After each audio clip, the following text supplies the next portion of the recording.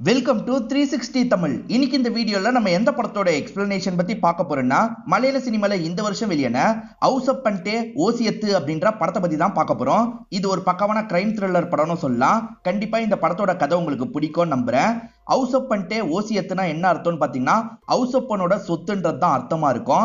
எதனால படத்துக்கு டைட்டில் இப்படி வச்சிருக்காங்கன்னு கதை கேட்டதுக்கு அப்புறம் உங்களுக்கு புரிஞ்சிடும். மேக்சிமம் மலையாள படத்துல சின்ன கதை எடுத்து சூப்பரா பிரசன்ட் பண்ணுவாங்கல்ல, அதே மாதிரி தான் இந்த படத்துலயும் பண்ணிருப்பாங்க. இந்த படம் மலையாளத்துல மட்டும்தான் இருக்கு. பார்க்கணும்னு நினைக்கிறவங்க ஃபுல் படத்தை பாருங்க. எக்ஸ்பிளனேஷனுக்குள்ள போறதுக்கு முன்னாடி வீடியோக்கு ஒரு லைக் போடுங்க. அது மூலியமா இந்த வீடியோ இன்னும் நிறைய பேர்கிட்ட கொண்டு போய் சேர்க்கப்படும். மேற்கொண்டு டைம் வேஸ்ட் பண்ணாம நம்ம நேரடியே எக்ஸ்பிளனேஷனுக்குள்ள போயிடலாம். படத்தோட ஸ்டார்டிங் சீனே ஒரு அண்ணன் தம்பியை காட்டுறாங்க. அண்ணன் பேரு மைக்கேல், தம்பி பேரு ஜார்ஜ் அப்படின்றது. ரெண்டு பேருமே அரசு அதிகாரிகளா இருப்பாங்க. அண்ணன் தாசில்தாரா இருப்பாரு, தம்பி போலீஸா இருப்பாரு. இவங்க ரெண்டு பேருமே ஒரு தொழில் பண்ணலான்ற மாதிரி நிறைய காசை சேர்ந்து இன்வெஸ்ட் பண்ணிருக்காங்க. அதுல ஒரு பிரச்சனை ஏற்படுது போல. அந்த தொழில யாரகூடமா இவங்க சிக்கியிருக்காங்க. நிறைய காசு இவங்க தர வேண்டிய நிலைமையில மாட்டிட்டு இருக்காங்க. ப்ராப்ளத்தை சால்வ் பண்றதுக்கு தான் இப்ப ட்ரை பண்றாங்க. இப்ப பேசிட்டு வெளியே வராங்க. பஞ்சரா இருக்கு. இருக்கிற பிரச்சனையில இது வேறன்ற மாதிரி அண்ணன் புலம்புறாரு. இப்ப காட்டுறாங்கல்ல, இவர் தான் அண்ணனா இருப்பாரு. கிரீன் ஷர்ட்ல ஒருத்தர் இருக்காருல, அவர் தான் தம்பியா இருப்பாரு. இவங்க ரெண்டு பேருக்குமே ஒரு தம்பி இருக்காரு. இப்ப அந்த தம்பியை நமக்கு காட்டுறாங்க. அந்த தம்பி வேற ஒரு ஊர்ல இருக்காரு போல. இப்ப எல்லாரும் கூடயும் சேர்ந்த மாதிரி காட்டு பகுதிக்கு வந்திருக்காரு. இந்த வேலை தான் இவர் பாக்குறாரு போல. இவரோட பேரு ராய் அப்படின்றது. ஃபுட் பிரிண்ட் வச்சு எந்த மிருகத்தோட நடமாட்டம் இருக்குன்றதை இவங்க கண்டுபிடிப்பாங்க போல. இப்ப ஃபுட் பிரிண்ட் எடுக்கிறதுக்கான வேலையெல்லாம் பண்ணிட்டு இருக்காங்க. அதே சமயம் ஜெனரலாவும் பேசிக்கிறாங்க. ராய் அம்மாவோட நினைவு நாள் வருது போல. சார், அதுக்காக நான் ஊருக்கு போக போறேன், நாளைக்கெல்லாம் நான் வரமாட்டேன்ற மாதிரி சொல்லிட்டாரு. சரி மாதிரி இந்த ஆபீசருமே ஏத்துக்கிறாரு. இப்பதான் ஹவுஸ் அப் பண்ணு ஒருத்தரோட வீட்டை காட்டுறாங்க. இவரோட 3 பசங்களை தான் ஸ்டார்டிங்கே நமக்கு காமிச்சிருப்பாங்க. 2 பசங்க ஃபேமிலியோட இந்த இடத்துக்கு வந்துடுறாங்க. நினைவு நாள்ல சில ரிச்சுவல்லாம் பண்ணுவாங்கல்ல, அந்த விஷயத்தெல்லாம் பண்ணிட்டு இருக்காங்க. அப்பவும் ராய் இன்னும் வரலையான்ற மாதிரி கேட்கிறாரு. அதுக்கு அண்ணன் மைக்கேல் இருக்காருல, நான் கால் பண்ணப்பா, வந்துட்டு தான் இருக்கான், சீக்கிரமா வந்துருவான்ற மாதிரி சொல்லிட்டாரு. இவங்களும் மேற்கொண்டு ரிச்சுவல்லாம் பண்ணிட்டு இருக்காங்க. இன்னும் பையன் வரலையேன்ற மாதிரி அப்பா யோசிச்சுக்கிட்டே இருக்காரு. அப்ப பையன் பின்னாடி வந்து நிக்கிறாரு. பரவாயில்ல வந்துட்டான்ற மாதிரி அப்பாவும் நினைக்கிறாரு. பக்கத்துல ஒரு இடம் குளிக்கிற மாதிரி இருக்கும். அந்த இடத்துக்கு குளிக்கிறதுக்காக வந்துடுறாங்க. ஆக்சுவலா ராய் சின்ன பையனா இருக்கும் போதே அம்மா இறந்து போயிருப்பாங்க. அண்ணனுங்க தான் தூக்கி வளர்த்திருப்பாங்க. அண்ணனுங்களுக்கும் ராய்க்கும் 15 வயசுக்கு மேல வித்தியாசம் இருக்கும். ராய் கிட்ட ரொம்ப ஜாலியெல்லாம் இவங்க பேசிட்டு இருக்காங்க. சரி, சாப்பிட்ற டைம் ஆயிடுச்சு, கிளம்பலான்ற மாதிரி பேசிட்டு இவங்களும் சாப்பிட்றதுக்காக வந்துடுறாங்க. ஹவுஸ் அப் பண்ண பொறுத்த வரைக்கும் நிறைய சொத்தெல்லாம் வச்சிருக்காரு. இன்னமும் வேலைலாம் பார்த்துட்டு இருக்காரு. இப்ப பசங்க லைட்டா அது சார்ந்து பேச ஆரம்பிக்கிறாங்க.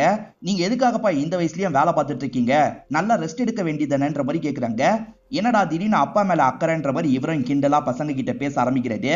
இன்னும் உங்களுக்கு சொத்தெல்லாம் பிரிச்சு தராம இருக்கேன், அதுதான் இன்டைரக்டா கேக்குறீங்களான்ற மாதிரி சிரிச்சுக்கிட்டே கேட்கிறாரு. பசங்க அப்படிலாம் இல்லப்பான்ற மாதிரி சொல்லிட்டாங்க. இத ஒய்ஃபுங்க கவனிக்கிறாங்கல்ல, லைட்டா ஹஸ்பண்டுங்களை முறைச்சு பாக்குறாங்க. அண்ணனுங்க 2 பேருமே இந்த ஊர்ல தான் இருக்காங்க. நடுவுல மட்டும் அப்பாவை பாக்குறதுக்காக வருவாங்க போல. இப்ப எல்லாருமே இங்க இருந்து கிளம்பி போறாங்க. இங்கதான் படத்தோட டைட்டிலையும் போடுறாங்க. இப்ப நமக்கு மைக்கேல காட்டுறாங்க. மைக்கேல் தாசில்தாரா இருக்காருன்ற மாதிரி சொல்லியிருப்பேன். பொண்ணு இருக்கால, பேரண்ட்ஸ் டீச்சர் மீட்டிங்க்கு அம்மா வர வேணாம்ப்பா, நீங்க தான் வரணும்ன்ற மாதிரி சொல்றா. ஏன் மார்க் ரொம்ப கம்மியா வாங்கியிருக்கியான்ற மாதிரி கேட்கிறாரு. ஆமாப்பா, கொஞ்சம் கம்மியா வாங்கியிருக்கன்ற மாதிரி இந்த பொண்ணுமே சொல்லிட்டு இருக்கா. அப்பா பெருசா எடுத்துக்க மாட்டாரு. இப்ப 2 பேருமே சாப்பிடறதுக்காக வந்துடுறாங்க. ஒய்ஃபு கோவமா பரிமாறுறாங்க. உனக்கு என்ன ஆச்சுன்னு கேட்கிறாரு. என்ன ஆச்சுன்னு உங்களுக்கு தெரியாதா அப்படின்ற மாதிரி ஒய்ஃபு சத்தம் போடுறாங்க. ஆக்சுவலா ஹஸ்பண்ட் பிரச்சனையில மாட்டிட்டு இருக்கிறது ஒய்ஃபுக்கும் நல்லா தெரியும் போல. அவர்கிட்ட எப்பதான் சொத்து சம்பந்தமா பேச போறீங்க, அப்பதானே இந்த ப்ராப்ளத்துல இருந்து வெளியே வர முடியும்ன்ற மாதிரி கேட்கறாங்க. அப்பா கிட்ட சொத்து சம்பந்தமா பேச முடியாது, புரிஞ்சுக்கோன்ற மாதிரி சொல்லிட்டாரு. ஒய்ஃபு கோச்சுக்கிட்ட மாதிரி ரூம்க்கு எந்திரிச்சு போயிடுறாங்க. இப்போ ஒருத்தரை காட்டுறாங்க. இவர் யாருன்னு பாத்தீங்கன்னா மைக்கேலோட மாமாவா இருப்பாரு, அதாவது அம்மாவோட தம்பியா இருப்பாரு. இவருக்குமே கொஞ்சம் காசு வேணும்னு நினைக்கிறாரு. இது சார்ந்துதான் ஹவுஸ் அப் பண்ண பாக்குறதுக்காக வராரு. என் அக்கா கூட 25 வருஷம் சேர்ந்து வாழ்ந்திருக்கீங்க, கூட மாட ஹெல்ப்லாம் உங்களுக்கு நிறைய பண்ணிருக்கேன், எனக்கு கொஞ்சம் தந்தா என்னன்ற மாதிரி கேட்கிறாரு. இது எல்லாம் நான் உழைச்சு சேர்த்தது, உனக்கு எதுக்குடா தரணும், தர முடியாது, கிளம்புன்ற மாதிரிலாம் கோவப்படுறாரு. வேற வழி இல்லாம அவருமே கிளம்பிடுறாரு.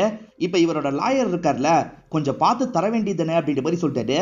இல்ல இவனுக்கெல்லாம் தரமாட்டேன்ற மாதிரி ஹவுஸ் அப் சொல்றாரு. இப்ப மைக்கேல் இருக்காருல, சில வேலைலாம் பண்ணிட்டு இருக்காரு. ஆளுங்களை வச்சு இடத்த அளப்பாங்கல்ல, அந்த வேலை தான் பண்ணிட்டு இருக்காரு. அப்பதான் ஊர்ல பெரிய ஆளான 2 பேர் இவரை பாக்குறதுக்காக வந்திருக்காங்க. ஒரு புரோக்கர் தான் கூட்டு வந்திருக்காரு. இவங்க 2 பேருமே ஒரு பகுதியில இருந்து கல் எடுக்கணும், நீங்க கையெழுத்து போட்டா போதலன்ற மாதிரி கேக்குறாங்க. சேச்சே, அதுக்கெல்லாம் நான் கையெழுத்து போட முடியாது, கலெக்டர் தான் கையெழுத்து போடணும், நீங்க அவர்கிட்ட தான் பேசணும்ன்ற மாதிரி சொல்லிட்டாரு. என்ன இப்படி சொல்லிட்டாரு அப்படின்ற மாதிரி இவங்களும் யோசிக்கிறாங்க. இப்ப கூட்டு வந்த புரோக்கரால எதுவுமே பேச முடியல. வாங்க கிளம்பலாம் அப்படின்ற மாதிரி அந்த 2 பேரையும் இங்க இருந்து கூட்டு போயிடுறாரு. ராயை பொறுத்த வரைக்கும் நடுவுல இந்த ஊருக்கு வந்துட்டு போவாரு போல. இப்போ ஒரு பொண்ணை பாக்குறதுக்காக வந்திருக்காரு. இந்த பொண்ணோட பேரு அஞ்சலி அப்படின்றது. இவங்க 2 பேருமே காலேஜ்லாம் ஒன்னா தான் படிச்சிருப்பாங்க. 2 பேருமே பயங்கரமா லவ்லாம் பண்ணி பண்ணிட்டு இருக்காங்க. கொஞ்ச நேரத்துக்கு முன்னாடி ஒரு புரோக்கரை காமிச்சாங்கல்ல, அவர் தான் அஞ்சலியோட அப்பாவா இருப்பாரு. இப்ப வந்த ராய் இருக்கார்ல, இவர்கிட்ட சாதாரணமா பேசுறாரு. அண்ணா அந்த வேலையை முடிச்சு தரலன்ற மாதிரி இந்த புரோக்கருக்கு உள்ளுக்குள்ள வருத்தம் இருக்கதான் செய்து. அந்த வருத்தத்தெல்லாம் ராய் கிட்ட காட்ட மாட்டாரு. ராய் கிட்டயும் பொண்ணு கிட்டயும் ரொம்ப சகஜமா பேசிட்டு இருக்காரு. இப்ப அண்ணன் தம்பி ரெண்டு பேருமே ஹோட்டல்ல ஒருத்தர் கிட்ட பேசிட்டு இருக்காங்க. அண்ணன் தம்பி இந்த பிசினஸ் நல்லா போகும், நிறைய காசு கிடைக்கும்ன்றதுக்காக ஒரு பெரிய இடத்துக்கு அட்வான்ஸ் தந்திருப்பாங்க. இன்னும் மீதி பேமெண்ட்டை சீக்கிரமா தரணும். அப்படி தரலன்னா இவங்க தந்த அட்வான்ஸ் கூட கிடைக்காது. அந்த அட்வான்ஸ் கையை விட்டு போயிடக்கூடாது, எப்படியாவது காசு ரெடி பண்ணி அந்த இடத்த வாங்கணும்னு யோசிக்கிறாங்க. தொழில வேற ஒரு பிரச்சனை இருக்குல்ல, அந்த பிரச்சனை வெளியே வந்தா இவங்க கவர்மெண்ட் வேலையே கூட போக வாய்ப்பு இருக்கு. அதையும் எப்படியாவது சால்வ் பண்ணணும்னு யோசிக்கிறாங்க. ஆக்சுவலா இல்லீகலா மண்ணெல்லாம் எடுத்துட்டு போவாங்க பாத்தீங்களா, அந்த மாதிரி எடுத்துட்டு போறதை தடுக்கணும்ன்ற மாதிரி ஊர் மக்கள் முடிவு பண்றாங்க. முன்னாடி ராய் தான் நிக்கிறாரு. ஏன்னா ராய் இந்த மாதிரி விஷயத்துல எல்லாம் முன்னாடி நிப்பாரு. எடுத்துட்டு போக விட மாட்டோம்ன்ற மாதிரி பிரச்சனை பண்ணிட்டு இருக்காரு. நாங்க பர்மிஷன் வாங்கி தான் எடுத்துட்டு போறோம்ன்ற மாதிரி ஓனர் இருக்கார்ல, இவங்க கிட்ட பேசுறதுக்காக வந்துடுறாரு. ஆனா இவங்க ஏத்துக்கவே மாட்டாங்க. ஒரு லாரி கூட இங்க இருந்து போக கூடாதுன்ற மாதிரி பயங்கரமா பிரச்சனை பண்றாங்க. அப்ப அண்ணனான ஜார்ஜ் இந்த இடத்துக்கு வந்துடுறாரு. என்ன பிரச்சனை அப்படின்ற மாதிரிலாம் கேட்டுட்டு இருக்காரு. லாரி ஓனர் பேரு ஆண்டனி அப்படின்றது. என்கிட்ட பர்மிஷன் இருக்கு சார், பிரச்சனை பண்றாங்கன்ற மாதிரிலாம் சொல்லிட்டாரு. தம்பி தானே பிரச்சனை பண்றாரு, இவர் பலார்னு அரைஞ்சிடுறாரு. ஏறு வண்டியிலன்ற மாதிரி ஏத்திடுறாரு. தம்பியை ஏத்துனதுல எல்லாருமே கொஞ்சம் மிரண்டு போய் நிக்கிறாங்க. இவருமே வேகமா வண்டி எடுத்துட்டு இங்க இருந்து கிளம்ப ஆரம்பிக்கிறாரு. போராட்டமோ ஸ்டாப் ஆயிருது. இவர் வண்டியில வந்துட்டு இருக்கும் போது லைட்டா ஃபீல் பண்ணிட்டாரு. தம்பி அரைஞ்சிட்டார்ல, அதனால தான் ஃபீல் பண்ணிட்டாரு. அரைஞ்சது அண்ணன் தானடா, பெருசா தப்பா எடுத்துக்காதன்ற மாதிரிலாம் தம்பி கிட்ட சொல்லிட்டாரு. தம்பி எதுவுமே பேசாம அமைதியா உட்காந்துட்டு இருக்காரு. இங்க இறக்கி விட்டுருங்கன்ற மாதிரி ஆளுங்க கிட்ட சொல்லிட்டாரு. ஆளுங்களும் ஒரு இடத்துல இறக்கி விடுறாங்க. இந்த ஜார்ஜோட ஒய்ஃப் பேரு தெரேசா அப்படின்றது. இவர் சோகமா உட்காந்துட்டு இருக்கிறத தெரேசா கவனிக்கிறாங்க. என்னங்க வந்ததுல இருந்து ஒரு மாதிரி உட்காந்துட்டு இருக்கீங்க, ஏதாவது பிரச்சனையான்ற மாதிரி கேக்குறாங்க. தம்பி அடிச்சிட்டார்ல, அதான் இவருக்கு உறுத்தலா இருக்கு. இதை பத்தி எல்லாம் ஒய்ஃபு கிட்ட சொல்ல மாட்டாரு. அதெல்லாம் ஒண்ணே இல்லைன்ற மாதிரி சமாளிக்கிறாரு. இப்ப ராய நமக்கு காட்டுறாங்க. அம்மாவோட கலரையா நடுவுல வந்து பாப்பாரு போல, அந்த மாதிரி பாக்குறதுக்காக தான் வந்திருக்காரு. இவரோட கேர்ள் ஃபிரெண்ட் அஞ்சலி வாசல்ல வெயிட் பண்றாங்க. இவரும் வெளியே வந்து அஞ்சலி கிட்ட பேச ஆரம்பிக்கிறாரு. அஞ்சலியை பொறுத்த வரைக்கும் ஹாஸ்டல்ல தங்கி வேலை பாக்குறாங்க போல. இவங்க ரெண்டு பேருமே சமயம் பார்த்து கல்யாணம் பண்ணிக்கலாம்னு முடிவு பண்றாங்க. வா ஒன்னு ஹாஸ்டல்ல டிராப் பண்ணிடுறேன் அப்படின்ற மாதிரி இவரே அஞ்சலியை கூட்டு போயிட்டு இருக்காரு. ஒரு வழியா ஹாஸ்டல்ல டிராப் பண்ணிடுறாரு. இப்ப எதர்ச்சியா நைட் நேரம் பஸ் ஸ்டாப்ல இவரோட மாமாவை பாக்குறாரு. ஏற்கனவே மாமாவை காமிச்சாங்கல்ல, அவரை பாக்குறாரு. மாமாவோட பொண்ணு சிட்டில வேலை பாக்குறாங்க, அனுப்புறதுக்காக தான் வந்திருக்காரு போல. இப்ப இவருமே அந்த பொண்ணு கிட்ட பேசி அனுப்பி வச்சிடுறாரு. இப்ப மாமாவும் இவரும் உட்காந்து பேச ஆரம்பிக்கிறாங்க. மாமா ஒருத்தங்க கிட்ட கல்யாணத்துக்கு பிக்ஸ் பண்ணிருக்காரு. ஆனா அதுக்கப்புறம் தான் மாமாவோட காசெல்லாம் ஒரு இடத்துல லாக் ஆயிடும். இப்ப கல்யாண செலவு எதுவுமே பண்ண முடியாம கஷ்டப்பட்டு இருக்கேன், ஒரு 5 லட்சம் ரூபாய் உங்ககிட்ட இருக்குமான்னு கேக்குறாரு.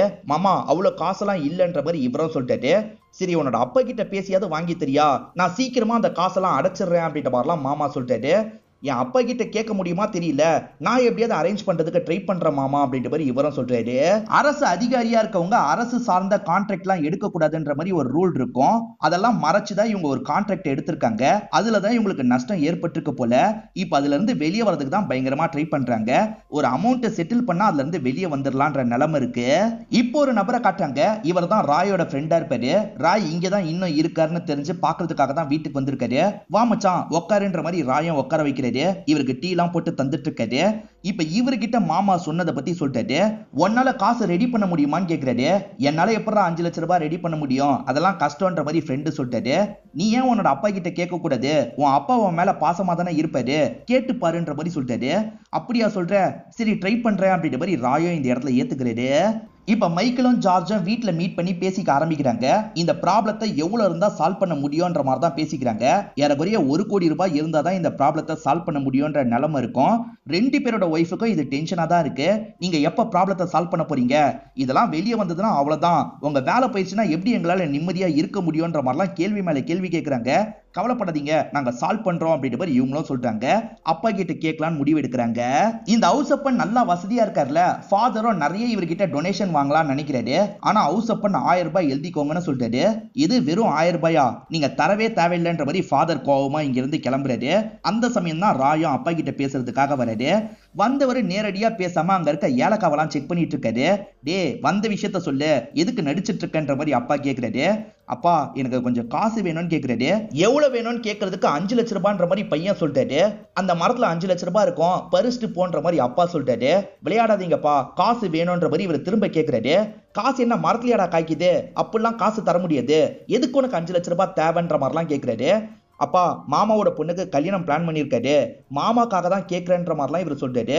ஓஹோ, அவனுக்காக கேட்டுட்டு நீ வந்துட்டியா, அதெல்லாம் தர முடியாது கிளம்புன்ற மாதிரி அப்பா கோவமா சொல்றாரு. அப்ப காசு விஷயத்துல ரொம்ப கராரான பார்ட்டின்றது நமக்கு தெரியுது. இவர்கிட்ட காசை வாங்க முடியாதுன்ற மாதிரி ராயும் கிளம்பிடுறாரு. மைக்கிளோட பொண்ணு டூருக்கு கிளம்புறாங்க போல. அப்பா கிட்ட கொஞ்சம் காசுலாம் கேக்குறாங்க. அப்பா நிறைய காசையே பொண்ணுக்கு தராரு. பத்திரமா போயிட்டு வரணும் அப்படின்ற மாதிரி பொண்ணை இங்க இருந்து அனுப்பி வச்சிடுறாரு. இப்ப இவரோட தம்பி கூட சேர்ந்த மாதிரி அப்பாவை பாக்குறதுக்காக வீட்டுக்கு வந்துடுறாரு. சரக்கு பாட்டில் எல்லாம் வாங்கிட்டு வந்திருக்காங்க. அப்பாவும் என்ன விஷயம்டா திடீர்னு நைட்டு நேரத்துல வந்திருக்கீங்கன்ற மாதிரிலாம் கேக்குறாரு. இவங்களுமே கொஞ்சம் கொஞ்சமா பேச ஆரம்பிக்கிறாங்க. அப்பா நாங்க பிசினஸ் பண்ணலாம் நினைச்சோம், அது லாஸ் ஆயிடுச்சுப்பா, இப்போ ஒரு சிக்கல்ல மாட்டிட்டு இருக்கோம், இதனால எங்களோட வேலை கூட போக வாய்ப்பு இருக்குப்பா, எங்களுக்கு காசு தேவைன்ற மாதிரி சொல்லிட்டாங்க. காசுனா எவ்வளவு வரும்ன்ற மாதிரி அப்பா கேட்கிறாரு. 1.5 கோடி ரூபாய் வேணும்னு சொல்றாங்க. இதை கேட்ட அப்பா பயங்கரமா ஷாக் ஆயிடுறாரு. அவ்வளவு காசான்ற மாதிரிலாம் யோசிச்சுட்டு இருக்காரு. ப்ளீஸ்பா யோசிக்காதீங்கப்பா, வேலை போயிடுச்சுன்னா லைஃபே போயிடும்பா, எங்களுக்காக கொஞ்சம் ஹெல்ப் பண்ணுங்கன்ற மாதிரிலாம் கேட்குறாங்க. சரிடா நான் யோசிச்சு சொல்றேன், இப்போதைக்கு கிளம்புங்கன்ற மாதிரி அப்பா சொல்லிட்டாரு. யோசிச்சு சொல்றேன்னு சொன்னாலே பாசிட்டிவா இருக்க தான் வாய்ப்பு இருக்குன்னு நினைக்கிறாங்க. அதனால சரக்கு அடிச்சுட்டு போலான்னு முடிவு எடுக்கிறாங்க. ஃபார்மிங் பண்ண பொருள்லாம் வைக்கிறதுக்காக பக்கத்துலயே குடவுன் இருக்கும். அந்த இடத்துல தான் 2 பேருமே உட்காந்து சரக்கு வச்சிட்டு இருக்காங்க. அம்மாவை பத்தி பேசிக்க ஆரம்பிக்கிறாங்க. ஆக்சுவலா அம்மா ரொம்ப வருஷத்துக்கு முன்னாடியே இறந்து போயிருப்பாங்க. அம்மா இன்னும் ஒரு 10 வருஷமாவது இருந்திருக்கலாம், நம்ம இவர்கிட்ட ரொம்ப கஷ்டப்பட்டிருக்க மாட்டோம், நம்மள ரொம்ப கண்ட்ரோல் பண்ணி கஷ்டப்பத்திட்டாரு அப்படின்ற மாதிரி பேசிக்கிறாங்க. மைக்கேல் என்ன சொல்றாருன்னா, நம்ம வாழ்க்கையில நம்ம ஏதாவது முடிவை எடுத்திருக்குமான்னு யோசியேன், எதுவுமே எடுத்தது கிடையாது, அப்பா என்ன சொன்னாரோ அந்த விஷயத்த தான் பண்ணோம், அப்பா இந்த பொண்ணை கல்யாணம் பண்ணிக்கணும்னு சொன்னாரு, அப்படி கல்யாணம் பண்ணோம், இந்த மாதிரி தான் நம்ம வாழ்க்கையே ஓடுச்சு, இந்த தொழில் தான் நம்மளா எடுத்த முடிவு, அதுவும் சொதப்பிக்கிச்சு அப்படின்ற மாதிரிலாம் புலம்பிட்டு இருக்காரு. இப்படி பேசிட்டு இருக்கும் போது குடோன்குள்ள இருந்து யாரோ வெளியே போற மாதிரி உங்களுக்கு சவுண்ட் கேக்குது. என்ன சவுண்டுன்னு இவங்க 2 பேருமே பாக்குறதுக்காக வேகமா அந்த இடத்துக்கு வராங்க. அப்பதான் கருப்பு Dress போட்ட மாதிரி ஒருத்தன் ஓடிட்டு இருக்கான். திருடிட்டு ஓடுறான் போல அப்படின்ற மாதிரி இவங்களுமே பிடிக்கிறதுக்காக துரத்த ஆரம்பிக்கிறாங்க. நில்லு நில்லுன்னு சொல்றாங்க. அவன் பாட்டுக்கு ஓடிக்கிட்டே இருக்கான். அதனால இந்த தம்பி ஜார்ஜ் இருக்கார்ல, ஒரு கல் எடுத்து தூக்கி அடிக்கிறாரு. அந்த கல்லு தலையில பட்டதுல அவன் பொத்துன்னு கீழே விழுந்துடுறான். யாருன்னு பாக்குறதுக்காக இவருமே திருப்புறாரு. செம்மையா ஷாக் ஆயிடுறாரு. ஏன்னா தம்பி ராய் தான் ஓடி இருப்பான். இவர் பெரிய கல்லில் அடிச்சிருப்பாரு. தலையில இருந்து ரத்தமா ஊத்திட்டு இருக்கு. இவங்களுமே என்னாச்சு ஏதாச்சுன்ற மாதிரி ராயை எழுப்புறதுக்கு ட்ரை பண்றாங்க. ராய் எந்திரிக்கவே மாட்டாரு. செத்தே போயிட்டான்ற மாதிரி மைக்கேல் அழ ஆரம்பிக்கிறாரு. அண்ணா கத்தி அழாதன, யாராவது வந்துட போறாங்கன்ற மாதிரி ஜார்ஜ் பயப்படுறாரு. ஏன்னா வரவங்க இவர் தான் திட்டமிட்டு கொன்னுட்டாருன்னு நினைப்பாங்கல்ல, அதனாலதான் இவர் ரொம்ப பயந்துட்டு இருக்காரு. கண்டிப்பா இந்த விஷயத்த வெளியே சொல்ல முடியாதுன்னு, நான் அரெஸ்ட் தான் ஆவேன், இதை நம்ம மறைச்சிடலாம் அப்படின்ற மாதிரிலாம் சொல்லிட்டாரு. அண்ணனுமே ஒரு ஸ்டேஜ்ல ஏத்துக்கிறாரு. ஒரு இடத்துல இவங்களுமே தோண்டி புதைச்சிடலாம்னு நினைக்கிறாங்க. 2 பேருமே தோண்டி அந்த இடத்துல தம்பியோட பாடியை புதைக்கிறாங்க. இவங்க தானே தம்பியை தூக்கி வளர்த்தாங்க, ரொம்ப கஷ்டமா இருக்கு. இந்த ஜார்ஜ் தானே போலீஸ், என்ன பண்ணா சந்தேகம் வராதுன்னு ஜார்ஜுக்கு தெரியும். அதுக்கேத்த மாதிரி சில விஷயங்கள்லாம் பண்ணிடுறாரு. ஆனா மைக்கேலுக்கு இது எல்லாமே ஷாக்கிங்கா இருக்கு. வீட்டுக்கு வந்தவர் திரும்ப திரும்ப கையெல்லாம் கழுவிட்டு இருக்காரு. கையில ரத்த ஸ்மெல் வர மாதிரியே தோணுது. அதனால கையில சென்ட்லாம் அடிச்சிட்டு இருக்காரு. எதர்ச்சியா வந்த ஒய்ஃப் ஆனி இந்த விஷயத்தை கவனிக்கிறாங்க. இந்த மனுஷனுக்கு என்ன ஆச்சுன்ற மாதிரி ஒரு பார்வை பார்த்துட்டு இருக்காங்க. அப்படியே கட் பண்ணி நமக்கு ஜார்ஜை காட்டுறாங்க. இவர் இருக்கார்ல, Dress எல்லாத்தையும் எரிச்சிடுறாரு. அதே மாதிரி காரை வாட்டர் வாஷ் எல்லாம் பண்றாரு. ராயோட கேர்ள் ஃபிரெண்ட் அஞ்சலியை பொறுத்த வரைக்கும் ஒரு ஹாஸ்டல்ல இருக்கிறதா சொன்னோம் பாத்தீங்களா, இவருக்கு வாய்ஸ் நோட்லாம் அனுப்பியிருப்பாங்க. ரிப்ளைவே வராம இருக்கு. உனக்கு என்ன ஆச்சு, நீ மெசேஜை பார்த்தனா எனக்கு ரிப்ளை பண்ணுன்ற மாதிரி இவங்களுமே திரும்ப திரும்ப அனுப்பிட்டு இருக்காங்க. தம்பி இறந்து போனதா மைக்கேலால ஏத்துக்க முடியல. பயங்கரமா ஃபீல் பண்ணிட்டு இருக்காரு. அண்ணா எனக்கும் கஷ்டமா தான் இருக்கு, ஆனா நீ இப்படி ஃபீல் பண்ண மாதிரி முகத்தை வச்சிருக்காத, பாக்குறவங்களுக்கு டவுட்டை கிளப்பொன்ன, நார்மலா இருன்ற மாதிரிலாம் கண்ட்ரோல் பண்ணிட்டு இருக்காரு. இப்ப நமக்கு ராயோட ஃப்ரெண்ட காட்டுறாங்க. ராயை பாக்குறதுக்காக வீட்டுக்கு வராரு. பைக் வெளியே இருக்கு, ஆனா ராயை காணோம். அஞ்சலி அப்பா இருக்கார்ல, எதர்ச்சியா ஹவுஸ் அப்பனை பாக்குறாரு. என்னன்னு தெரியல, ராய் வேலை செய்யற இடத்துக்கும் போல காலியும் எடுக்காம இருக்கான், என் பொண்ணு தான் இதை பத்தி கேட்டான்ற மாதிரிலாம் சொல்லிட்டாரு. எது அவனை ரீச் பண்ண முடியலையான்ற மாதிரி அப்பவும் ஷாக் ஆயிட்டு இருக்காரு. இப்ப ஜார்ஜோட மாமா ஜார்ஜை பாக்குறதுக்காக வந்திருக்காரு. ஆக்சுவலா இவரோட பொண்ணு கல்யாணத்துக்காக காசு வேணும்ன்ற மாதிரி ராய் கிட்ட சொன்னார்ல, அதை பத்தி சொல்லிட்டாரு. ராயை இப்ப ரீச்சே பண்ண முடியல, காசு வேற எனக்கு அர்ஜென்ட்டா தேவைன்ற மாதிரி புலம்புறாரு. கவலைப்படாதீங்க, நான் எப்படியாவது ஏற்பாடு பண்றதுக்கு ட்ரை பண்றேன்ற மாதிரி ஜார்ஜ் சொல்றாரு. பேசி இவரை இங்கிருந்து அனுப்பி வைக்கிறாரு. இந்த ஜார்ஜ் இருக்கார்ல, அப்பா வீட்டுக்கு வந்திருக்காரு போல. புதைச்ச இடத்த ஒரு வாட்டி பார்க்கலான்ற மாதிரி ஒரு பார்வை பாக்குறாரு. சரி கிளம்பலான்னு கார் எடுக்கிறதுக்காக வந்துட்டு இருக்காரு. அப்ப அப்பா இருக்கார்ல, டே ராய கடைசியா எப்ப பார்த்தன்ற மாதிரி கேட்கிறாரு. ஒரு வாரமா நான் பாக்கலப்பா, கால் பண்ணாலும் எடுக்க மாட்டான் அப்படின்ற மாதிரிலாம் சொல்லிட்டாரு. இப்ப அப்பாக்கு என்ன தோணுதுன்னா, நம்ம கோவப்பட்டு பேசினதுனால கோச்சுக்கிட்டானா, எங்கேயாவது போயிட்டானா அப்படின்ற மாதிரிலாம் யோசிச்சு ஃபீல் பண்றாரு. இதை பத்திலாம் இவர் கூடிய இருக்க ஃப்ரெண்டு கிட்ட சொல்லிட்டாரு. இவர் ஃப்ரெண்டு மட்டும் இல்ல, இவர்கிட்ட மேனேஜரா வேலை பார்க்கறவரா இருப்பாரு. ஹவுசப்பன் அந்த மாதிரிலாம் எதுவுமே இருக்காது, சீக்கிரமா வீட்டுக்கு வந்துருவான், நீங்க கவலைப்படாதீங்கன்ற மாதிரி அந்த ஃப்ரெண்டு சொல்லிட்டாரு. அப்படியே கட் பண்ணி மறுநாள் காலையில நடக்கிறத காட்டுறாங்க. அப்பா இறந்து போயிருக்காரு போல. இப்ப சொந்தக்காரங்க எல்லாருமே இந்த இடத்துக்கு வந்துட்டு இருக்காங்க. இப்பயும் ராய் வராம இருக்காரு. ராய் வரமாட்டாருன்னு நமக்கு தான் தெரியும். மத்தவங்களாம் ராய்க்காக வெயிட் பண்ணிட்டு இருக்காங்க. என்னடா இன்னி கூட வரலன்ற மாதிரிலாம் மாமா கேட்டுட்டு இருக்காரு. நாங்களும் கால் பண்ணிலாம் பார்த்தோம், ரீச்சே பண்ண முடியலன்ற மாதிரி இவங்க ரெண்டு பேருமே எல்லார்கிட்டயும் சொல்லிட்டு இருக்காங்க. இப்ப ரெண்டு பேருமே தள்ளி வந்து பேசுறாங்க. யார் என்ன கேட்டாலும் கவனமா பதில் சொல்லுங்க, அவசரப்பட்டு ஏதாவது சொல்லிடாது அப்படின்ற மாதிரி ஜார்ஜ் சொல்றாரு. இந்த இடத்துக்கு அஞ்சலி வந்திருக்காங்க. ஏன் ராய் வரலன்ற மாதிரிலாம் யோசிச்சுட்டு இருக்காங்க. ராயோட ஃப்ரெண்டு கிட்ட ராய் ஏன் வரலன்னு கேக்குறாங்க. எனக்கும் அதுதான் புரிய மாட்டேங்குது அப்படின்ற மாதிரி அந்த ஃப்ரெண்டு சொல்றாரு. இப்ப நைட்டு நேரம் எல்லாருமே பாடி எடுக்கிறத பத்தி பேசிட்டு இருக்காங்க. அப்போ ஒரு நபர் இருக்கார்ல, சின்ன பையனே வரல, அதுக்குள்ள பாடி எடுக்கிறத பத்தி யோசிச்சுட்டு இருக்கீங்களா? பாடி அவன் வராம எடுக்கவே கூடாதுன்ற மாதிரிலாம் சொல்லிட்டு இருக்காரு. அப்ப மைக்கேல் வேகமா இந்த நபருக்கு பக்கத்துல வராரு. அப்ப என்னோட அப்பா பாடி எடுக்காம எப்படியே இருக்கணும்னு சொல்ல வரியான்ற மாதிரி அடிக்கிறதுக்கு கையெல்லாம் ஓங்குறாரு. அதுக்குள்ள ஜார்ஜ் தடுத்துடுறாரு. அண்ணன் நீ உள்ள வான்ற மாதிரி வேகமா ஒரு ரூம்குள்ள கூட்டு வந்துடுறாரு. அவசரப்பட்டு எதுவும் பேசாதன்னு தானே சொன்னேன், ஏன்னா இப்படி பண்ணன்ற மாதிரி கேட்டுட்டு இருக்காரு. சட்டுன்னு மைக்கேல் அழ ஆரம்பிச்சிடுறாரு. அவன் இல்லன்றதை ஏத்துக்க முடியலடா அப்படின்ற மாதிரிலாம் ஃபீலிங்கா சொல்லிட்டாரு. அண்ணன் விடுன அல்லாது அப்படின்ற மாதிரி இவரும் இந்த இடத்துல ஆறுதல்லாம் சொல்லிட்டாரு. இப்ப அப்பாவோட பாடியை எடுக்கிறதுக்கான வேலையெல்லாம் பார்க்க ஆரம்பிக்கிறாங்க. இப்ப எல்லாருமே சேர்ந்த மாதிரி பாடி எல்லாம் இந்த இடத்துல புதைச்சிடுறாங்க. ஹவுசப்பன் இறந்து போயிட்டார்ல, அதனால இந்த வீட்டுக்கு வந்துடலான்ற மாதிரிலாம் யோசிச்சுட்டு இருக்காங்க. குறிப்பா அண்ணன் தான் இந்த இடத்துக்கு வந்துடுறாரு. இப்ப அண்ணனோட பொண்ணு இருக்காங்கல்ல, உங்களை பார்க்க சித்தப்பாவும் சில ஆளுங்களும் வந்திருக்காங்கன்ற மாதிரி சொல்றாங்க. இவரும் பேசுறதுக்காக வெளியே வராரு. ஆக்சுவலா இடம் வாங்குறதுக்கு புரோக்கரா ஒருத்தர் இருந்தார்ல, அவர் தான் இந்த இடத்துக்கு வந்திருக்காரு. இவங்க அட்வான்ஸ் தந்து 6 மாசத்துல இடத்த முடிக்கிறோன்ற மாதிரி சொல்லியிருப்பாங்க. 6 மாசம் தாண்டியது போல, இதுக்கு மேல உங்களுக்கு டைம் தர முடியாது, அட்வான்ஸ் காசையும் திரும்பி தர முடியாதுன்ற மாதிரி சொல்லிட்டாங்க. அதெல்லாம் தெரியாது, நாங்க கண்டிப்பா அந்த இடத்தை வாங்குவோம், இன்னும் வெயிட் பண்ணுன்ற மாதிரிலாம் இவங்க சண்டை போட்டுட்டு இருக்காங்க. புரோக்கர் ஒரு ஸ்டேஜ்ல பயங்கரமா டென்ஷனா வராது. இன்னும் 3 வாரம் தான் உங்களுக்கு டைம், அதுக்குள்ள காசை தரலனா கண்டிப்பா அட்வான்ஸ் உங்களுக்கு கிடைக்காது அப்படின்ற மாதிரிலாம் இங்க இருந்து கிளம்பி போயிடுறாரு. இப்ப இவங்க இருக்காங்கல்ல, அப்பாவோட ஃப்ரெண்டு கிட்ட லைட்டா பேச்ச கொடுக்குறாங்க. அப்பா உங்ககிட்ட சொத்தை பத்தி ஏதாவது சொன்னாரா அப்படின்ற மாதிரி கேக்குறாங்க. அதாவது யார் யாருக்கு எவ்வளவு எவ்வளவுன்ற மாதிரி கேக்குறாங்க. மாமாவும் இந்த இடத்துக்கு வந்துடுறாரு. எனக்கும் ஏதாவது எழுதி வச்சா நல்லா இருக்கும்ன்ற மாதிரி சொல்லிட்டாரு. மாமா உங்களை அப்படிலாம் விட்டுற மாட்டோம், அவர் எதுவுமே எழுதி வைக்கலனாலும் சரி நாங்களா பார்த்து தரோன்ற மாதிரிலாம் சொல்றாங்க. இது போதம்பா எனக்குன்ற மாதிரி மாமா கொஞ்சம் நிம்மதி ஆகுறாரு. லாயர் கிட்ட தான் சொத்தை பத்தி பேசணுன்றதை இவங்க புரிஞ்சுக்கிறாங்க. இப்ப லாயரை பார்க்கறதுக்காக வந்துடுறாங்க. தம்பிக்கு வெயிட் பண்ணலாமான்ற மாதிரி லாயர் கேட்கிறாரு. சாவுக்கே வரல, இப்பயா வரப்போறான், போய் எடுத்துட்டு வாங்க அப்படின்ற மாதிரி சொல்லிட்டாங்க. இப்ப லாயரும் பீரோல வச்சிருக்க அந்த உயிலை எடுக்கிறாரு. இவங்க முன்னாடி வந்து படிக்க ஆரம்பிக்கிறாரு. எவ்வளவு எழுதி வச்சிருப்பாருன்ற மாதிரி ரெண்டு பேருமே ஆர்வமா கவனிச்சிட்டு இருக்காங்க. ஆக்சுவலா எல்லா சொத்தையும் பத்தி எழுதி இருக்கு. அது எல்லாமே ராய்க்கு தான் போகும்ன்ற மாதிரி அப்பா எழுதி வச்சிருக்காரு. இது எல்லா சொத்துமே ராய்க்கு மட்டுமான்ற மாதிரி இவங்க பயங்கரமா ஷாக் ஆயிடுறாங்க. இது எல்லாமே 10 வருஷத்துக்கு முன்னாடி எழுதுனது. ரீசெண்டா உங்க அப்பா கிட்ட நீங்க பணம் தேவைன்ற மாதிரி சொல்லியிருக்கீங்க போல. அப்பா அதை பத்தி சொன்னாரு, உயில மாத்தி எழுதணும்னு கூட சொன்னாரு. ஆனா அதுக்குள்ளதான் அப்பா தவறிட்டாரு, அதனால இதுதான் கணக்குன்ற மாதிரி சொல்லிட்டாரு.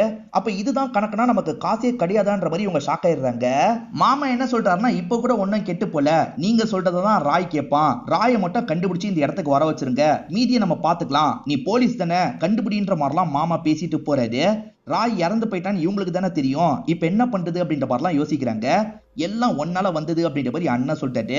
அண்ணன் என்ன டென்ஷன் பண்ணாத, நான் தெரியாம தான் பண்ணன்ற மாதிரி தம்பி சொல்றாரு. அண்ணனும் தம்பியும் கொஞ்சம் சண்டை போட்ட மாதிரி பேசிட்டு பிரிஞ்சு போறாங்க. இப்ப தம்பி வீட்டுக்கு வந்து அப்பாவோட போட்டோவையே பார்த்துட்டு இருக்காரு. ஒய்ஃப் என்னாச்சு, ஏன் ஒரு மாதிரி இருக்கீங்கன்னு கேக்குறாங்க. அதெல்லாம் ஒண்ணும் இல்ல, நான் ரெஸ்ட் எடுக்கணும்ன்ற மாதிரி இவர் படுக்கிறதுக்கு போயிடுறாரு. இந்த சைடு நமக்கு மைக்கில் காட்டுறாங்க. மைக்கேல் சரியாவே சாப்பிட மாட்டாரு. என்னாச்சுன்ற மாதிரி ஒய்ஃபும் பொண்ணும் பாக்குறாங்க. இப்ப இவருமே ரூம்ல தூக்கம் வராம தவிச்சிட்டு இருக்காரு. அப்பன்னு பார்த்து யாரோ கதவை தட்டுறாங்க. பொண்ணுதான் தட்டுறா போல அப்படின்ற மாதிரி இவர் வேகமா கதவை திறக்கிறாரு. பார்த்தா அந்த இடத்துல இவரோட தம்பி நின்றுட்டு இருக்க மாதிரி இவருக்கு தெரியுது. இவர் சட்டுன்னு பயந்த மாதிரி சவுண்டு கொடுக்குறாரு. ஒய்ஃபும் இந்த இடத்துக்கு வந்து என்னாச்சு ஏதாச்சுன்னு கேட்குறாங்க. அதெல்லாம் ஒன்றும் இல்லைன்னு சமாளிக்கிறாரு. அப்புறம் எதுக்காக கத்துனீங்க, என்ன விஷயங்க, என்கிட்ட சொல்லுங்கன்ற மாதிரி கேட்குறாங்க. இவருமே அழுதுகிட்டே உண்மையெல்லாம் சொல்றாரு. என்ன சொல்றீங்கன்ற மாதிரி ஒய்ஃப் பயங்கரமா ஷாக் ஆகுறாங்க. இப்ப ஜார்ஜுமே தம்பியோட கேஸை விசாரிக்கிற மாதிரி களம் இறங்குறாரு. தம்பியோட வீட்டை ஓபன் பண்ணி ஆளுங்களை செக் பண்ண சொல்லிட்டாரு. இவர் எதுவுமே செக் பண்ணாம அமைதியா தான் உட்காந்துட்டு இருக்காரு. தம்பி எப்படியும் கிடைக்க மாட்டான், தேடுற மாதிரி பாவலா பண்ணணும்னு நினைக்கிறாரு. இப்ப வீட்டுக்கு வரும்போது அஞ்சலி வெயிட் பண்ணிட்டு இருக்காங்க. நீ என்னமா பண்றன்ற மாதிரி கேட்கறாரு. அவன் எங்க இருக்கான், ஏதாவது தெரிஞ்சதா அப்படின்ற மாதிரிலாம் இவங்க கேட்கறாங்க. கவலைப்படாதமா, சீக்கிரமா கண்டுபிடிச்சிருவேன் அப்படின்ற மாதிரி இவர் சொல்லிட்டாரு. ஆனா இவர் கண்டுபிடிக்கிறதுல ரொம்ப ஸ்லோவா இருக்காருன்றத மாமா கவனிக்கிறாரு. இவன் எதுக்காக இந்த மாதிரிலாம் பண்ணிட்டு இருக்கான்ற மாதிரி தோணுது. ராய்க்கு ஒரு ஃப்ரெண்ட் இருந்தாரு பாத்தீங்களா, அந்த ஃப்ரெண்ட ஸ்டேஷனுக்கு வர வச்சு இவரும் விசாரிக்கிறாரு. நீ கடைசியா ராயை எப்ப பார்த்தன்ற மாதிரி கேட்கிறாரு. 2 மூட்டை ஏலக்காவை தந்து வித்து தர சொன்னா, நான் வித்து காசை தந்தேன், காசை தரமோது தான் கடைசியா பார்த்தன்ற மாதிரி சொல்றாரு. ராய்க்கு அப்பா காசு தர மாட்டேன்னு சொல்லிட்டாருல, அதனால மூட்டையை தெரியாம திருடி விக்கலான்ற மாதிரி முடிவு பண்ணிருப்பாரு. ஒரு ஷிஃப்ட் கரெக்டா வித்திருக்காரு போல. 2வது ஷிஃப்ட் தூக்குறதுக்காக ட்ரை பண்ணும் போதுதான் இவங்கள பார்த்து பயந்து ஓடி இருக்காரு. தெரியாதனமா அவர் இறந்து போயிருக்காரு. இப்பதான் இந்த விஷயம்லாம் இவருக்கு புரியுது. இப்ப சீனியர் இவரை கூப்பிட்டு பேசுறாரு. உங்க மாமாக்கும் உங்களுக்கும் ஏதாவது பிரச்சனையான்னு கேட்கிறாரு. இல்ல சார், என்ன ஆச்சு அப்படின்ற மாதிரி இவர் கேட்கிறாரு. நீங்க உங்க தம்பி கேஸ்ல பெருசா விசாரணை பண்றது இல்லன்ற மாதிரி உங்க மாமா ஃபீல் பண்றாரு. வேற யார்கிட்டயாவது கேஸை ஒப்படைக்க சொல்லியிருக்காரு. சார், நான் சீக்கிரமா தம்பியை கண்டுபிடிச்சிருவேன்ற மாதிரி சொல்லிட்டாரு. என்னதான் இருந்தாலும் தம்பியை பத்தி அண்ணனே விசாரிக்கிறது சரிப்பட்டு வராது, அதனால தான் வேற ஒருத்தங்க கிட்ட கேஸை ஒப்படைச்சிட்டன்ற மாதிரி சீனியர் சொல்லிட்டாரு. எல்லாம் மாமாவால வந்ததுன்ற மாதிரி இவர் மாமா மேல கோவப்படுறாரு. இவர் வீட்டுக்கு வரும்போது வீட்டு வாசல்ல தான் மாமா இருக்காரு. எதுக்காக இப்படி பண்ணீங்கன்ற மாதிரி மாமா கிட்ட இவர் கோவப்படுறாரு. டே உள்ள வான்ற மாதிரி மைக்கேல் கூப்பிடுறாரு. மைக்கேல் கூப்பிடுறதுனால ஜார்ஜுமே உள்ள வந்துடுறாரு. கேஸ் கையை விட்டு போயிருச்சுல, அதை பத்தி ஜார்ஜ் சொல்லிட்டாரு.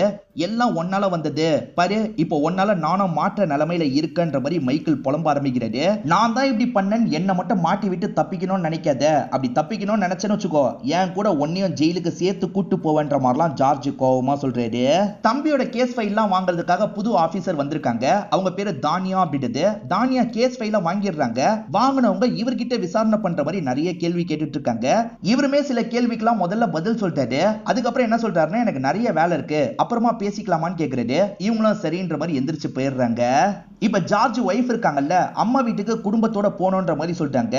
நீ வேணா தனியா போய்க்கோ, பசங்களை வேணா கூட்டு போய்க்கோ, என்னாலாம் வர முடியாதுன்ற மாதிரி இவர் கொஞ்சம் கோவமா சொல்லிட்டாரு. கொஞ்ச நாளாவே இவரோட நடவடிக்கை சுத்தமா சரியில்லை போல. ஏன் இப்படி பண்றாருன்னு வீட்டுல இருக்கவங்க யோசிக்கிறாங்க. இப்ப தானியா இருக்காங்கல்ல, ஹவுசப்பன் வீட்டுக்கிட்ட வந்துடுறாங்க. இதான ஹவுசப்பனோட வீடுன்ற மாதிரி ஆனி கிட்ட கேக்குறாங்க. இவங்க யாருன்னு ஆனிக்கு தெரியல, என்ன வேணும்ன்ற மாதிரி கொஞ்சம் கோவமா கேக்குறாங்க. நான் போலீஸ்ன்ற மாதிரி சொல்லிட்டாங்க. ஐயோ சாரி மேடம், உள்ள வாங்கன்ற மாதிரி ஆனி சொல்லிட்டாங்க. இவங்களும் உள்ள வந்து இங்க இருக்க போட்டோவெல்லாம் பாக்குறாங்க. ராய் எங்க போயிருக்க வாய்ப்பு இருக்குன்றது தெரியுமான்ற மாதிரி கேக்குறாங்க. தெரியல மேடம், அவன் நடுவுல காணாம போயிடுவான், ஊர் ஊரா சுத்துவான் மேடம் அப்படின்ற மாதிரிலாம் ஆனி சொல்லிட்டு இருக்காங்க.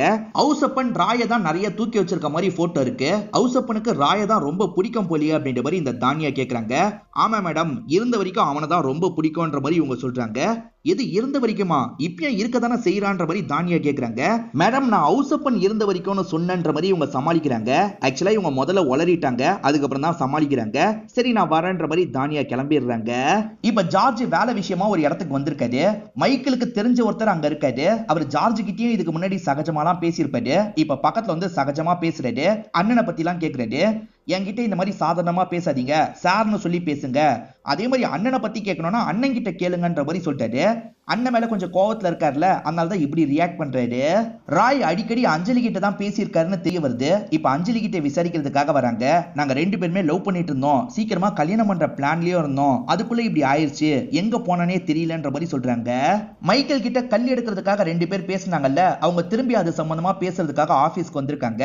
அதுதான் அப்பயே முடியாதுன்னு சொல்லிட்டேன்ல, கிளம்புங்கன்ற மாதிரி சொல்லிட்டாரு. உங்க தம்பி எங்களுக்கு நல்லா தெரியும், பார்த்து கொஞ்சம் முடிச்சு கொடுங்கன்ற மாதிரிலாம் கேக்குறாங்க. அண்ணன் தம்பி எல்லாம் நான் ஆபீஸ்ல பார்க்க மாட்டேன், கிளம்புங்கன்ற மாதிரி சத்தம் போடுறாரு. இவங்களும் இங்க இருந்து கிளம்பி போயிடுறாங்க. தானியா விசாரணை பண்ணிட்டு இருக்கிறது ஆனிக்கு பயத்தை கிளப்பிடுது. இப்ப ஹஸ்பண்ட் கிட்ட அது சம்பந்தமா பேசிட்டு இருக்காங்க. நீங்க எதுக்காக இன்னும் அந்த விஷயத்தை வெளியே சொல்லாம இருக்கீங்க? உங்க தம்பி தான் இதுக்கு காரணம்ன்றதை வெளியே சொல்லிருங்க, ஏன்னா உங்களுக்கு இதனால பிரச்சனை வந்துட போகுது. நீங்க ஜெயிலுக்கு போயிட்டா நாங்க என்ன பண்றது அப்படின்ற மாதிரிலாம் கேட்டுட்டு இருக்காங்க. என் தம்பியை மாட்டி விட சொல்றியா? அதெல்லாம் என்னால பண்ண முடியாதுன்ற மாதிரி இவர் கோவப்படுறாரு. அப்ப இதுக்கப்புறம் உங்க கூட சேர்ந்து இருக்க முடியாதுன்ற மாதிரி ஒய்ஃப் சொல்றாங்க. பொண்ணை கூட்டிட்டு கிளம்புறதுக்கு தயாராகிறாங்க. பொண்ணு நான் போக மாட்டேன்ற மாதிரிலாம் சொல்றா. கொஞ்ச நாள் தான்மா, அம்மா கூட போயிட்டு வான்ற மாதிரி இவரும் சமாதானம் பத்தி அனுப்பி வைக்கிறாரு. ஒய்ஃப் இப்படி விட்டுட்டு போனதை நினைச்சு ஃபீல் பண்றாரு. இப்ப தானியாக்கு அந்த 2 அண்ணனுங்க மேல டவுட் வருது. ஆக்சுவலா தம்பி காணாம போனதுக்கு அப்புறம் எல்லாருமே நிறைய வாட்டி கால் பண்ணி பார்த்திருப்பாங்க. ஆனா இவங்க 2 பேர் மட்டும் பெருசா காலே பண்ணி பார்த்திருக்க மாட்டாங்க. அது ஏன்ற மாதிரி ஒரு டவுட் வருது. ஒருவேளை அவர் இறந்து போயிட்டாருன்றது இவங்களுக்கு தெரியும் போலன்ற மாதிரிலாம் இவங்க யோசிக்க ஆரம்பிக்கிறாங்க. சீனியர் கிட்ட இதை பத்தி சொல்றாங்க. என்னமா பேசிட்டு இருக்க? ஜார்ஜுக்கு எதிராக இந்த மாதிரி குற்றச்சாட்டெல்லாம் வைக்க கூடாது, சாலிடா ஏதாவது எவிடன்ஸ் இருந்தா எடுத்துட்டு வான்ற மாதிரி சொல்றாரு. அண்ணி கிளம்பி போயிருக்கிறது ஜார்ஜுக்கு தெரியுதுல, ஆறுதல் சொல்றதுக்காக இந்த இடத்துக்கு வந்திருக்காரு. எதனால போனாங்கன்றது இவருக்கு தெரியாது, கடன் பிரச்சனையினால தான் போயிருக்காங்க போலன்ற மாதிரி தான் ஜார்ஜ் யோசிக்கிறாரு. இதை சால்வ் பண்றதுக்கு ஒரு வழி இருக்குன்னு, அவன் பாடி போலீஸ்க்கு கிடைக்கணும், அப்பதான் நமக்கு அந்த சொத்து கிடைக்கும்ன்ற மாதிரி சொல்லிட்டாரு. பாடியை அங்கிருந்து போலீஸ்க்கு கிடைக்கிற மாதிரி நம்ம மாத்தி வைக்கணும், அப்பதான் நம்ம இதுல இருந்து வெளியே வர முடியும்னு சொல்றாரு. இப்ப மாமா இருக்காருல, ஃபார்மிங் பண்றதுக்காக கொஞ்சம் ஆளுங்களை கூட்டு வந்திருக்காரு. ஃபார்மிங் பண்ணா கொஞ்சம் காசு கிடைக்கும்னு நினைக்கிறாரு. ஆனா மைக்கேல் இருக்காருல, அதுக்கெல்லாம் நான் அலோவ் பண்ண மாட்டேன்னு சொல்லிட்டாரு. அதை மீறியும் மாமா ஆளுங்களை போக சொல்லிட்டாரு. இதனால மைக்கேல் இருக்காருல, ஒரு கல் எடுத்து இங்க இருந்து போறீங்களா இல்லையான்னு கேக்குறாரு. எல்லாருமே பயத்துல இங்க இருந்து தெரிச்சு ஓடுறாங்க. ஆண்டனின்னு ஒருத்தர் மண் எடுத்துட்டு போகும்போது தம்பி மறைச்சு பிரச்சனை பண்ணாம பாத்தீங்களா, இப்ப ஜார்ஜ் அந்த பெரியவரை கூப்பிட்டு பேசுறாரு. நீங்க ஏதாவது பண்ணீங்களான்ற மாதிரி கேக்குறாரு. சார் நான் எதுக்காக சார் பண்ண போறேன், நான்லாம் எதுவுமே பண்ணல சார் அப்படின்ற மாதிரி சொல்லிட்டாரு. சரி கிளம்புங்கன்ற மாதிரி இவரை அனுப்பி வைக்கிறாரு. ஜார்ஜ் இவரை டார்கெட் பண்ணலான்னு முடிவு பண்றாரு. அவுசப்பன் எப்படி சொத்தை எழுதினாருன்றது தானியாக்கு தெரியாது. இப்பதான் லாயர் கிட்ட பேசி தெரிஞ்சுக்கிறாங்க போல. லாயர் கிட்ட அந்த 2 பேரை சந்தேகப்படுற மாதிரி நிறைய கேள்வி கேட்டிருப்பாங்க. லாயர் இருக்கார்ல, மேடம் அவங்க 2 பேரே தம்பியை கொலை பண்ணிருப்பாங்கன்னு நினைக்கிறீங்களா, அதுவும் சொத்துக்காக கொலை பண்ணிருப்பாங்கன்னு நினைக்கிறீங்களா, ராய் சின்ன பையனா இருக்கும் போதுல இருந்தே அவங்க 2 பேர் தான் தூக்கி தூக்கி வளர்த்தாங்க, அவ்வளவு பாசமா இருந்தாங்க, அவங்களாம் இந்த மாதிரி பண்ணிருக்க வாய்ப்பே கிடையாதுன்ற மாதிரி சொல்றாரு. ஜார்ஜை பொறுத்த வரைக்கும் ஆண்டனின்ற ஒரு பெரியவரை டார்கெட் பண்ணிருக்காரு பாத்தீங்களா, அதை பத்திலாம் அண்ணன் கிட்ட சொல்லிட்டாரு. எப்படியாவது நம்ம இங்க இருந்து பாடியை கொண்டு போய் அந்த இடத்துல புதைச்சு வச்சிடணும்னு சொல்லிட்டாரு. என்னடா பேசிட்டு இருக்க, திரும்பி தோண்டி எடுக்க சொல்றியா, நம்ம எடுத்துட்டு போகும்போது யாராவது பார்த்தா நம்ம தான் மாட்டுவோம்னு சொல்லிட்டாரு. அண்ணன் இதை பண்ணாதான் நம்ம தப்பிக்க முடியும், இந்த சொத்து ரீதியான ப்ராப்ளம்லாம் சால்வ் ஆகும், சொல்றதை கேளுன்ற மாதிரி சமாதானப்படுத்துறாரு. ராயோட வீட்டை செக் பண்ணி பார்க்கணும்ன்ற மாதிரி தானியா முடிவு பண்றாங்க. இப்ப ஆளுங்களாம் உள்ள வந்து ஏதாவது கிடைக்குமான்ற மாதிரி தேடி பார்த்துட்டு இருக்காங்க. நிறைய பழைய போட்டோஸ்லாம் கிடைக்குது. தானியாவும் அதெல்லாம் எடுத்துட்டு இருக்காங்க. இப்போ ஒரு பொண்ணு புதுசா ஒரு விஷயத்தை கண்டுபிடிச்சிருக்காங்க. ஆக்சுவலா மைக்கேலோட கையில ஒரு வாட்ச் இருக்கு, அது ட்ராக்கிங் வாட்சா இருக்கும். அந்த வாட்ச் ஹார்ட் பீட் எல்லாம் கரெக்டா ட்ராக் பண்ணோம் பாத்தீங்களா, ஒரு 10 நிமிஷம் மட்டும் ஹார்ட் பீட் ஹெவியா துடிச்சிருக்கும். இந்த 10 நிமிஷம் ஓடி இருக்காங்க அப்படின்ற மாதிரிலாம் இந்த பொண்ணு சொல்றா. ஏன் ஓடினாங்கன்ற மாதிரி ஒரு கேள்வி வருது. இப்ப மைக்கேல பாக்குறதுக்காக ஆபீஸ்க்கே வந்துடுறாங்க. இந்த போட்டோல இருக்கிறது நீங்களும் தம்பியும் தானேன்னு கேக்குறாங்க. ஆமான்ற மாதிரி இவரும் போட்டோ வாங்கி பாக்குறாரு. போட்டோவை பார்த்தோன்னா ரொம்ப எமோஷனலா ஃபீல் பண்ணிட்டு இருக்காரு. அந்த சமயம் பார்த்து இவங்க இருக்காங்கல்ல, அப்ப நைட்டு நீங்க தம்பியை பார்க்கலையான்னு கேக்குறாங்க. எமோஷனல்ல இருக்கும் போது டக்குன்னு உண்மையை சொல்லிடுவாங்கல்ல, அதுக்காக தான் இப்படி கேட்டிருப்பாங்க. இவரும் சுதாரிச்சிடுறாரு. அதான் சொல்லிட்டேன்ல மேடம், அன்னைக்கு நைட்டு நான் பார்க்கவே இல்லைன்ற மாதிரி சொல்றாரு. அந்த நாள் நைட்டு மைக்கேல் 10 நிமிஷம் வேகமா ஓடி இருக்காரு. ஏன் எதுக்குன்னு தெரியல. அந்த நாள் தான் தம்பியை எல்லாருமே கடைசியா பார்த்திருக்காங்க. சோ இவர் ஏதாவது பண்ணிருக்க வாய்ப்பு இருக்கு. வீட்டை செக் பண்றதுக்கு பர்மிஷன் தரணும் அப்படின்ற மாதிரி சீனியர் கிட்ட பர்மிஷன் வாங்கிடுறாங்க. மைக்கேல் என்ன பார்க்கறதுக்கு வான்னு ஜார்ஜ் கிட்ட சொல்லிருப்பாரு. ஜார்ஜும் வேக வேகமா அண்ணனை பாக்குறதுக்காக வராரு. என்னென்ன ஏதாவது பிரச்சனையான்னு கேக்குறாரு. பிரச்சனைலாம் ஒண்ணும் இல்லடா, சேர்ந்து குடிக்கிறதுக்காக தான் வர சொன்னேன்னு சொல்லிட்டாரு. இன்னும் 2-3 நாள்ல பாடியை மாத்தலான்னு இவங்க முடிவு பண்ணி வச்சிருக்காங்க. என் ஒய்ஃப் திரும்பி என்கிட்ட வருவான்னு எனக்கு தோணல அப்படின்ற மாதிரி மைக்கேல் சொல்லிட்டாரு. ஏன்னா இப்படி பேசிட்டு இருக்க, ப்ராப்ளம் எல்லாமே சால்வ் ஆயிடும், கண்டிப்பா அண்ணி திரும்பி வந்துருவாங்கன்ற மாதிரி சொல்லிட்டாரு. எனக்கு அப்படி தோணலன்ற மாதிரி இவர் கொஞ்சம் சலிப்பா சொல்லிட்டாரு. அண்ணா ஃபீல் பண்ணாது அப்படின்ற மாதிரி தம்பி சொல்லிட்டாரு. இல்ல நான் ஃபீல்லாம் பண்ணலன்ற மாதிரி இவருமே குடிச்சிட்டுலாம் இருக்காரு. தம்பி ஆண்டனியை மாட்டி விடலான்னு முடிவு பண்ணிருக்காருல, அதை எப்படி எக்ஸிக்யூட் பண்ணலாம் அப்படின்ற மாதிரி பிளான் எல்லாம் போட்டுட்டு இருக்காரு. இந்த சமயம் அண்ணன் இருக்காருல, ட்ரெஸ் எல்லாம் மாத்தி ரெடி ஆகுறாரு. அப்பதான் இந்த இடத்துக்கு தானியாவும் டீமும் வந்திருக்காங்க. எதுக்காக வர சொன்னீங்கன்ற மாதிரி தானியா கேக்குறாங்க. உங்ககிட்ட சில உண்மையை சொல்லணும் அப்படின்ற மாதிரி இவரும் சில விஷயங்களை சொல்ல ஆரம்பிக்கிறாரு. போலீஸ்லாம் ஒரு ஸ்பாட்டுக்கு போயிட்டு இருக்காங்கன்ற மாதிரி தகவல் கிடைக்குது. அண்ணன் நம்மளை மாட்டி விட்டுட்டாரா அப்படின்ற மாதிரி தம்பி யோசிக்கிறாரு. இப்ப தம்பி அந்த ஸ்பாட்டுக்கு வராரு. அந்த இடத்துல பார்த்தா தோன்ற வேலை எல்லாம் நடந்துட்டு இருக்கு. அண்ணன் நான் தான் இந்த விஷயத்த பண்ணேன், தம்பி ஓடுனான்னு எனக்கு தெரியாது, திருடன் நினைச்சு அடிச்சேன், தம்பி இறந்து போயிட்டான்ற மாதிரி சொல்லிட்டாரு. அதாவது அவர் மட்டும் பண்ண மாதிரி சொல்லிட்டு இருக்காரு. இப்ப வந்த ஜார்ஜ் இருக்காருல, ஏன்னா இப்படி பண்ணன்ற மாதிரி பார்வையிலேயே கேக்குறாரு. விட்ரா, நானா எடுத்த முடிவா இருக்கட்டும்னு சொல்லிட்டாரு. அதாவது மாற்றுறதுன்னு ஆயிடுச்சு, நம்ம மட்டும் மாட்டுவோம், தம்பியோட லைஃபாவது நல்லபடியா இருக்கட்டும்ன்றதுக்காக தான் இப்படி பண்ணிருக்காரு. என்னதான் திருடன் நினைச்சு அடிச்சேன்னு சொன்னாலும் இவ்வளவு நாள் சொல்லாம இருந்தார்ல, அது தப்பு தானே. அதே மாதிரி கொலை கேஸும் இவர் மேல விழும், அதனால அரெஸ்ட் பண்ணி கூட்டு போயிட்டு இருக்காங்க. இதெல்லாம் தம்பி சோகமா பாக்குறாரு. இப்ப தம்பிக்கு சொத்து ரிலேட்டடா எந்த ப்ராப்ளமும் கிடையாது, தம்பிக்கு அந்த சொத்தெல்லாம் கிடைச்சிரும். அண்ணன் நமக்காக தான் இந்த விஷயத்த பண்ணிருக்காருன்ற மாதிரிலாம் ஃபீல் பண்ணிட்டு இருக்காரு. இது எல்லாத்தையுமே இந்த அஞ்சலி பாக்குறாங்க. சோ நம்ம பாய் ஃப்ரெண்டு திரும்ப வரமாட்டான்றது 100% இவங்களுக்கு தெரிஞ்சிருது. இவங்களுமே ஃபீல் பண்றாங்க. இதோட இந்த படத்தோட கதையை முடிக்கிறாங்க. இந்த படத்தோட கதை கண்டிப்பா உங்களுக்கு பிடிச்சிருக்கும்னு நம்புறேன். இந்த வீடியோ உங்களுக்கு பிடிச்சிருந்ததுன்னா லைக் பண்ணுங்க, கமெண்ட் பண்ணுங்க, மறக்காம 360 தமிழ் சேனலை சப்ஸ்கிரைப் பண்ணுங்க. தொடர்ச்சியா இந்த மாதிரி வீடியோக்கள் வந்துகிட்டே தான் இருக்கும்.